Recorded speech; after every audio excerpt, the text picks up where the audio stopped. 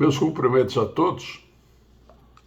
Hoje eu resolvi fazer uma gravação que eu intitulei "O culpado é sempre o outro".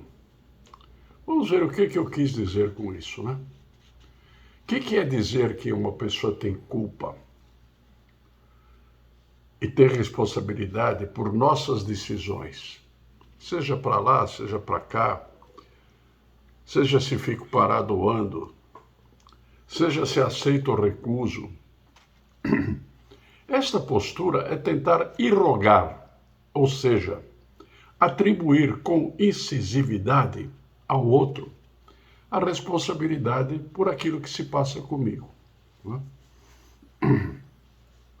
Há uma série de consequências nessa posição, porque o que eu estou dizendo é mais uma reação, uma resposta, do que uma ponderação. Tudo que é resposta tem a tônica da emotividade. E na tônica da emotividade as coisas aparecem e não são realmente pensadas. Bom, primeiro perde-se uma belíssima oportunidade para se analisar. A pessoa precisa saber por que decidiu assim, precisa ponderar consigo própria.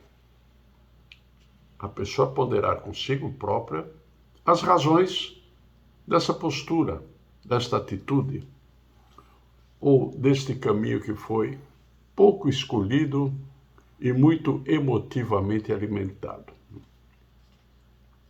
Estabelece, em princípio, uma antipatia psicoemocional por um determinado outro.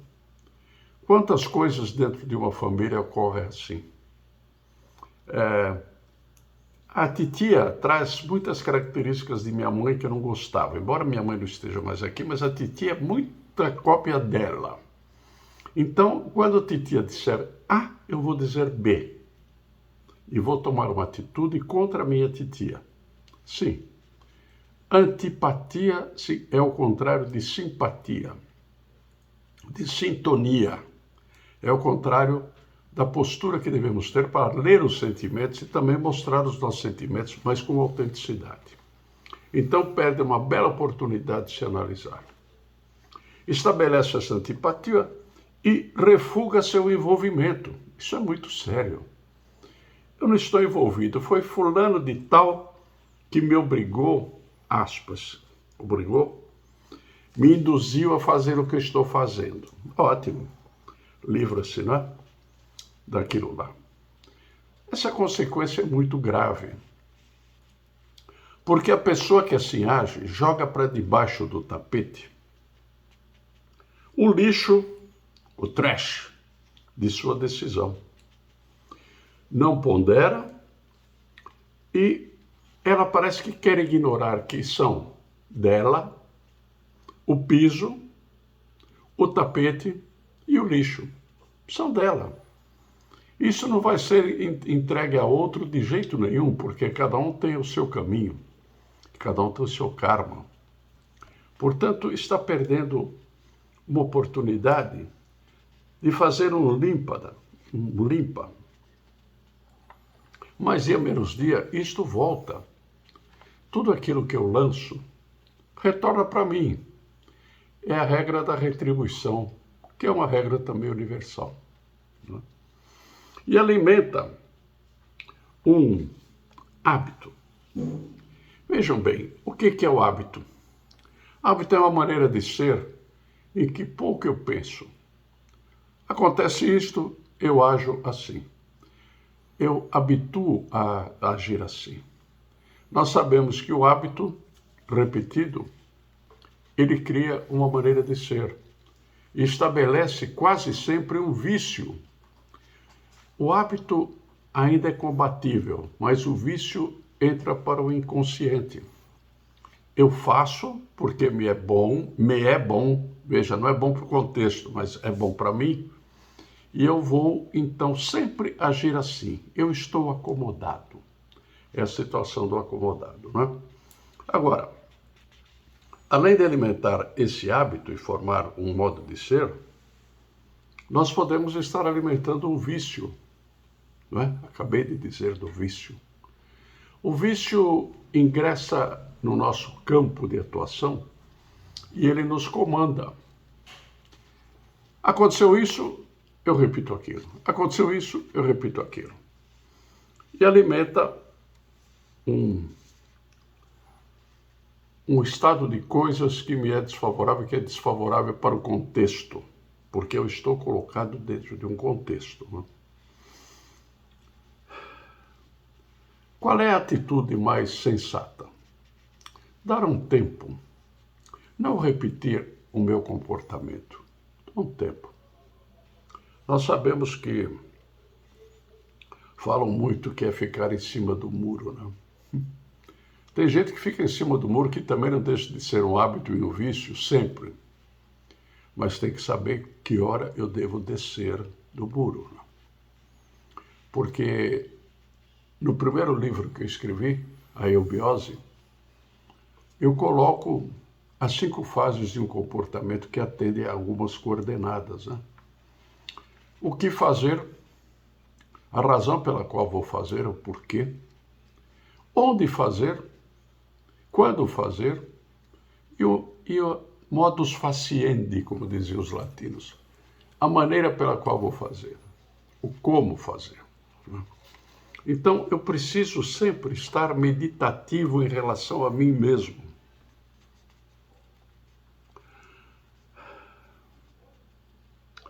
É visto como um desequilibrado, inclusive por si mesmo. É disto que você é visto. Então você se torna uma figura social de difícil transação. Você afasta as pessoas. Elas dão um jeito de não ficar muito perto de você, porque você está antipatizando com elas. Você não está considerando os valores que elas têm e nem os seus. Você está desprezando uma maneira mais sensata de ver as coisas, né? Você deixa de ver além. Você deixa de ver além. Além dela, além de você, além da situação. Então, tudo isso é um prejuízo, né?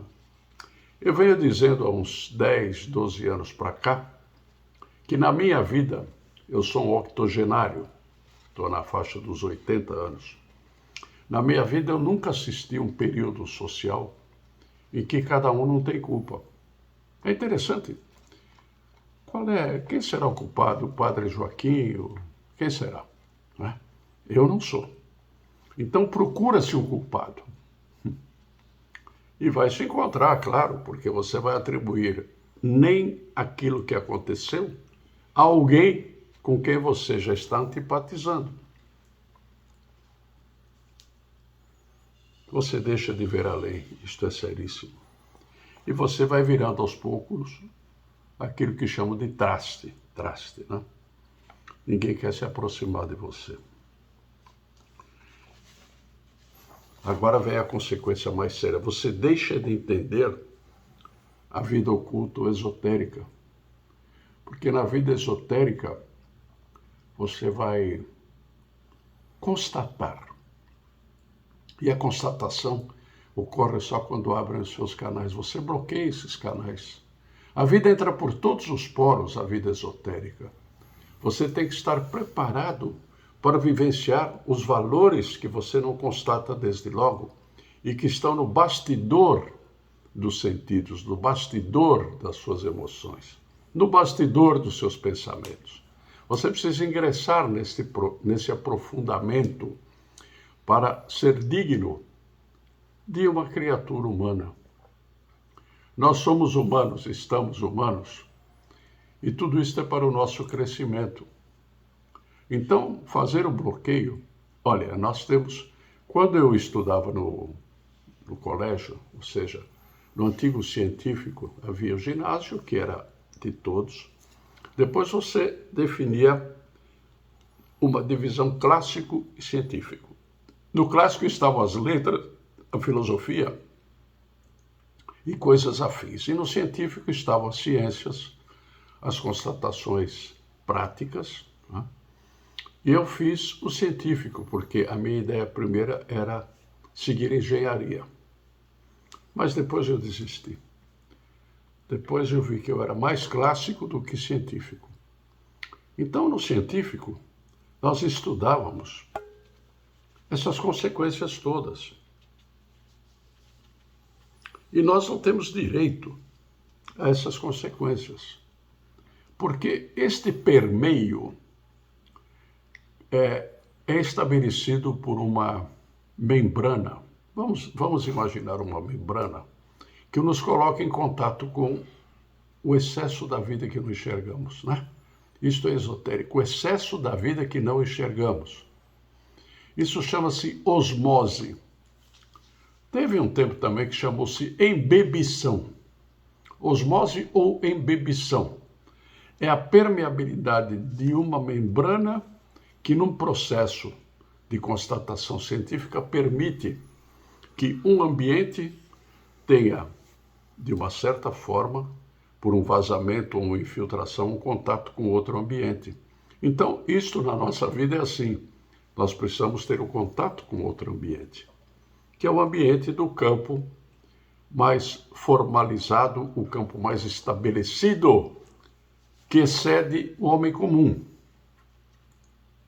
O homem comum é o que está evoluindo, mas ele tem o direito de ter as percepções, e nas percepções está o princípio do intercâmbio entre os campos que ele está vivendo. Ele não vive um campo só. Se você se abrir para um mundo oculto, o mundo oculto vai se abrindo para você. Não é para começar com invencionices e esta sensibilidade barata que você fala mais pelos outros do que você mesmo. Você tem que ser autêntico naquilo que você expressa. E esta autenticidade está intimamente ligada ao seu comportamento. E o seu comportamento está intimamente resultante daquilo que você consegue pensar e formular. Portanto, ponderação. Ponderação é medir todas as coisas para você mesmo, e a madrugada é um excelente momento para isto, né? Eu agora que acordo muito de madrugada, por várias razões, eu aproveito não para ficar preocupado, me ocupar previamente dos problemas, mas para me examinar. Então vocês têm que fazer essa verificação, este grande trabalho das suas próprias transformações, que é o que nós esperamos. Tem que existir uma transformação, nós temos que transformar o Brasil naquilo que ele tem que ser, ou seja, o arauto de uma nova fase, de um novo ciclo para a humanidade. Vamos fazer isto. Conto com você e com a sua iniciativa. Isto deve acontecer. Vamos trabalhar para que isso aconteça. Então, vamos parar de jogar as dificuldades para os outros. Vejam, a gente leva da vida a vida que a gente leva. O que vocês fizerem neste plano físico vai ser o que vai acompanhá-los no plano astral quando vocês desencarnarem, quando nós desencarnamos. Então, estas lidas vão estar lá. Só que não tem soluções práticas, elas ficam sendo repetidas, né? E nós precisamos de um tempo que não se mede pelo tempo daqui, é o tempo de lá, para purgar, para dispensar, para esgotar esta tribulação que enfiamos dentro de nós, né? Daí vem o conceito cristão do purgatório. Purgar quer dizer limpar, não é? Precisamos purgar. Por que não façamos isso desde já? Porque aí lá nós vamos entender outras coisas que não estão aqui. É outra dimensão, são outras condições. Então tudo isto é um contexto, é um processo que vai se tornando holístico, de holós geral. Eu confio que vocês vão pensar melhor e parar de irrogar aos outros a responsabilidade das suas desditas. Desdita, desdizer, quer dizer algo que acaba me prejudicando e que não me leva a praticamente nada. Esta é a mensagem de hoje. Eu fui um pouquinho mais longo, mas eu tinha que dizer tudo isso a vocês, porque são constatações minhas, pessoais, conjugadas com o conhecimento que eu tenho dos fatos estranhos e ocultos, porque eu me franqueio a este mundo. E me franqueando com honestidade de propósito é o primeiro item, você vai aos poucos ingressando nesta membrana osmótica de perceber o mundo, não só do lado de lá, de todos os lados. O mundo é como um padrão de um círculo ou de uma esfera. Eu tenho aqui, isso aqui pesa para burro, eu tenho aqui uma bola. Só que esta bola tem uma entrada que eu quero mostrar a vocês, né? Esta entrada é a entrada para o mundo interior desta esfera. Ela foi polida como esfera. E na entrada para este mundo exterior, ou interior, nós temos também a figuração da Terra. A Terra tem seus mundos internos, não aqueles túneis que estão passando nos programas da TV alternativa, que são túneis rasos, coisas de 200, 300, 500 metros. São túneis mais profundos e com uma dimensão diferente. Um dia nós vamos falar disto. É necessário que se fale. Isso já foi falado na década de 50 e não foi devidamente recepcionado, mas hoje o estado de consciência já é diferente. Nós vamos voltar a falar. Não fui eu que falei na década de 50, mas sou eu que espero falar desta década de 30, já do novo século, porque 2022 são os primeiros passos da década de 30, do século 21. Né? Então, era isso que eu queria dizer a vocês, e eu digo com franqueza e, acima de tudo, com espírito construtivo.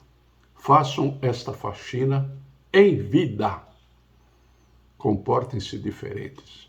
Os outros não são os únicos responsáveis pelo nosso comportamento. Nós somos corresponsáveis e a falta da nossa afirmação de personalidade acaba sendo um retardamento com o qual nós vamos ter que nos vermos. São o trash, o lixo da vida de cada um de nós. Bom sucesso. Obrigado por me ouvir.